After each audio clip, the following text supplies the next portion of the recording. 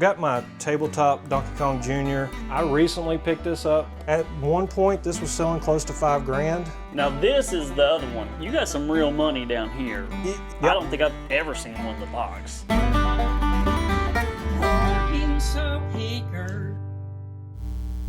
Hey, it's Josh. I'm here with Arkansas Picker. He came by and wanted me to show off some of my collection after we made our deal.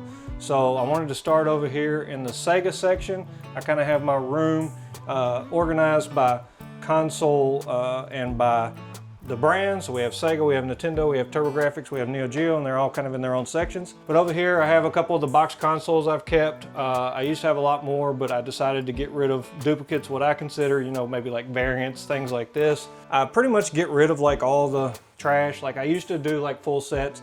I don't really like that anymore. I don't want to have Madden 94. I don't want to have, you know, columns. You know, these just aren't games that I play. A lot of people like them, but they're not for me. I'm still going for the full Dreamcast, but yeah. I've learned that like going for a full collection is not the best way to collect. But you know, I've got a couple of my favorite things. I like shmups, is one of my most favorite genres, so I've got like the Musha over here. Mainly, that's the kind of games, platformers, shmups, kind of my favorite two kind of genres, so you'll see a lot of that. Castlevania, I love that series. Yeah, we kind of move over here. I got this Sega cabinet. I recently picked this up, probably within the last, I want to say 3 months, but maybe 6. I got it from my buddy Brandon. He's pretty well known. Probably a lot of people in the communities know him. He delivers for, you've seen him in Retro Rick's videos. He drops off all the big stuff. I think he brought like the Mario statues and stuff like that to Rick. Yeah, he put me on this. I called him and I said, look, man, my kids are getting bigger. Their hands are, you know, getting in places I really don't want them to be getting in. Is there any glass cabinet that you know of that's for sale that I can afford?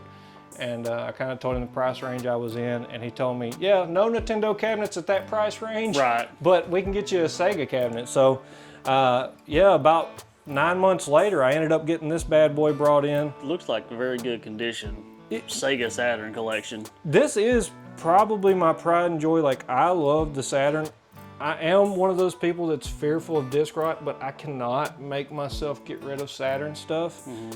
As a kid, I knew nobody that had Sega Saturn. I never even got to see one whenever it was a kid. That's kind of my thing with Dreamcast. I didn't know anybody that had a Dreamcast. Like, I didn't have a cousin, a friend, or anything. So that I'm collecting for it because it's something I completely missed out on. There you go. Yeah, it's the 90s. But in these groups, a lot of these guys are making these Japanese fan translations. And I know some people, you know, you might call them repros, which they are, but they aren't, because this never came out in English, in a USA version. But they make them with full box art and full colored manuals and, you know, very high quality discs. Oh, yeah. So, you know, there was no option to get this in English. So to me, I don't consider it a repro. I've got a couple of these things. This came from E3 back in the 90s. It was a giveaway at some of the booths. I have also this Tecmo sticker. I saw there. That also came from E3. I don't think you had this thing the last time I was here. No, you know, that's funny. You can see a couple of the little like busted spots and stuff. But this came out of a dumpster. So believe it or not, I went to a yard sale of a family that was getting ready to move. It was a family home for like 40 years. And I was just asking them like I always do. Hey, do you have any old games? Anything related to it? No, we don't have anything. Okay, you know, let me look around. I get told that a lot, and then you go look, and lo and behold, there's a box of games sitting over in the corner, and they just said they didn't have any. So I go around, and I see there's a box of Nintendo Power. So I go, hey, you know, here's this box of Nintendo Powers. This is the kind of stuff I was talking about. Do you have any more stuff? Oh, well, actually, we may do. You know, we're getting ready to move. We're going to clean out our barn later today. Why don't you swing back by later tonight? My son's going to be out there cleaning out the barn. I was out there and I was getting ready to go up and talk to her, and I saw her son come with the side-by-side and get a tote and just dump it over, and I saw a bunch of Spawn figures like sealed in the package just dumped over into the dumpster. Yeah. Just like, I found a boxed Pokemon Red. I found all these old figures, G.I. Joes, Star Wars, these as well. Just, and I'm telling you, when I got in, man, it was this deep of it, of all kind of nostalgic things. And man, I had a field day going through there. But like, first thing I'd like to point out, I've got the duplicate SNES Killer Instinct sets. This one's just box only. This was literally one of the very first things I ever bought when I started collecting. Yeah. Maybe in person, it might be the first one. I drove to Fort Smith to buy this off of a Craigslist post, if that tells you how old it is. That's a good, what, 2-hour drive? Yeah, man. And I went and bought this out of a back of a guy's Honda Accord. He just had a bunch of game stuff stuck back there, and he just came and popped the trunk, and I started taking a look, and he sold me this for $20. Oh. And I was like, yeah, you know, I love that. You know, I mean, back then it really probably wasn't worth $20 maybe, because it's not a great shaped box. This one is. But yeah, then I got my Super Mario Bros., the original one from '88. He's still got the baggies on his hands. Oh, that's cool. And he's got his hat on his head, which he's normally missing. So, yeah, I see these out in the wild quite a bit. Always missing their hat. Yep. I don't think I've ever seen one in the box. So then I picked this up from Jason down at the Last Quarter Arcade in Malvern. He had this listed, and for a really good price. I feel like, I don't remember what I paid, but I remember thinking, yeah, I'm glad to get it. Any kind of like old original store signage like this. And then I didn't even really know this was a thing, the eyewear kind of line that they were in for the Nintendo branding back in those days. But yeah, then we get into like my NES section right here. You know, I've got the old original store neon. Now it's not working. It got busted. You got some real money down here. Yeah, I mean, this is kind of the gem. This is what, over all these years, I've been trading up. You know, pretty much just grinding yard sales, grinding flea markets, taking that, kind of like what I did today with you, taking the 3DO, the things that are less desirable that I find, and then selling them so that I can buy this kind of stuff.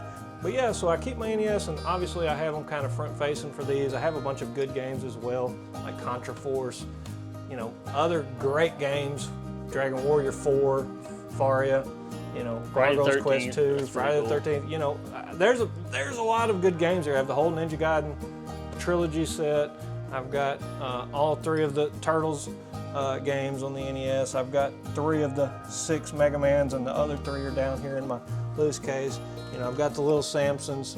Eventually I'd like to go ahead and get this box, but you know, nowadays with prices, you know, a lot of this stuff I bought before the prices increased during the COVID.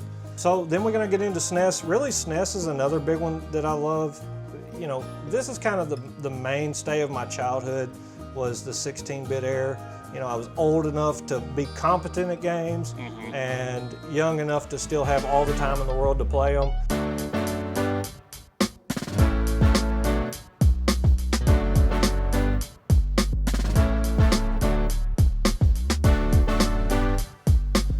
So right over here, just kind of a little nook, but I've got my tabletop Donkey Kong Jr. It's in great shape, no burn-in on the monitor. And then I've got my empty Neo Geo AES Gold System box, which I pulled out of a barn, believe it or not. I've got pictures of it covered in dust. It was in literally an outside barn, no insulate. Like when you think of an Arkansas barn, that's what it was. Just this kind of wall. I got my little Subway kids' toys display. I'm missing one, but I thought that was cool when I picked it up. Right here, underneath all these plushies, I've got my Resident Evil 4 chainsaw controller, which is new, never opened. It is the GameCube version, so it's kind of the more desirable over the PlayStation. Then I got my Earthbound, my big box Earthbound. It does have the strategy guide in it. Uh-oh. It does have the scratch and sniff stickers in it. So it may be missing some of the other inserts. I'm not sure on that, but the main parts are here. Now this is the other one that you said you pulled out of the dumpster, right? Yeah, we were talking about it earlier. The second part of the story that I didn't mention earlier is that I had pulled these out and I'd sat them on the ground because I was gonna take them. And I guess while I was loading and doing things, he picked them back up and threw them back inside. And then dump more things on top of it. And that's how they got busted when I was pointing out earlier. Because when I first pulled them out, they weren't busted.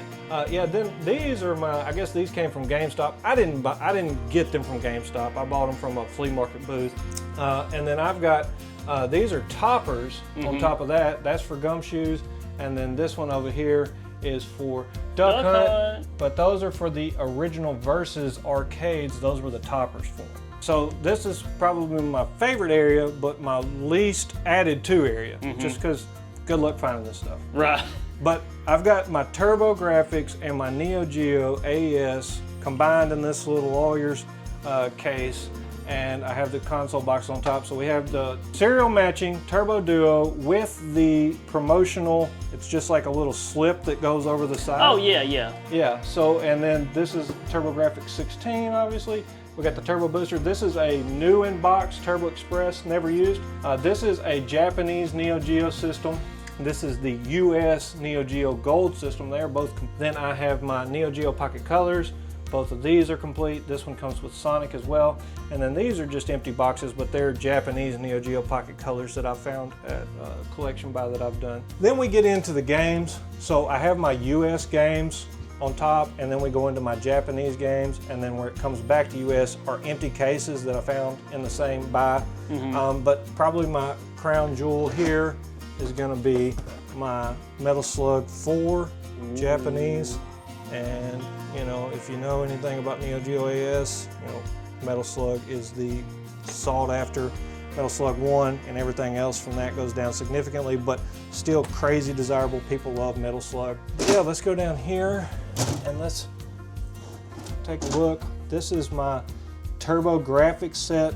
I've got Soldier Blade, I've got the Yeez, I've got the Valis, I've got Splatterhouse. Splatterhouse, great game. Highly recommend if you can. But yeah, probably the newest and the craziest buy that I've had in a long time, I got the Dynastic Hero. So if you know about Turbo CD things, you would know that this is probably, I think it's top 3 most expensive. At one point, this was selling close to $5 grand just for this CD-based game.